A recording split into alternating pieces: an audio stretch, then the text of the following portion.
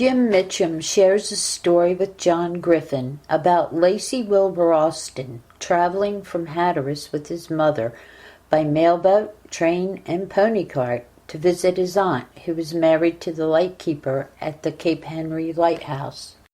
I know you have a good story about a relative of yours that took a trip by mailboat. Could you tell us that story? Well, I got to go back just a little bit. This is my father-in-law. His name was Lacy Wilbur Austin. He was born in 1911, and he passed away in 1992. He was living with my wife and I, his daughter, Diana, in our house in the Larchmont section of Norfolk, near Old Dominion University. His wife had passed away. Her name was Myrta Sybil Valance Austin, and she had passed away in 1991. And back in the early 90s, I was driving somewhere, and there used to be a train station here, Lacy, back in the early 1900s. He turned to me, he says, "Yeah, I know. I rode a train from here to Virginia Beach one time. Matter of fact, we had caught a mailboat in Hatteras, rode it up to Manio, spent the night, and then another mailboat took us to Elizabeth City, and then we went up to Norfolk and caught the train to Virginia Beach and got on a pony cart and rode it up to the lighthouse in Virginia Beach." Well, how old were you, Lacy? He said, well, I was 6, 7 years old. So we're talking 1916, 1917, just prior to World War I. And you were with your mom? He said, yeah. And her name was Virginia Dare Austin. She was born in 1893. So she's probably about 25 years old at the time. So you got on a mailboat and you went to Manio?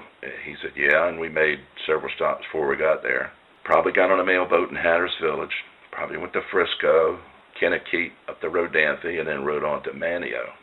So she has a sister, his mother has a sister in Manio at the time, lived close to downtown. They probably spent the night right there, and got on a mailboat in Manio again and rode it up to Elizabeth City. So Elizabeth City, you got the Pasquotank River. They probably rode that mailboat right on the Pasquotank. Got on the old Dismal Swamp Canal, which was the old intercoastal waterway. Rode it up to the lock system up in Deep Creek, that section of Chesapeake now, and came out on the southern branch of the Elizabeth River and rode it right to downtown Norfolk.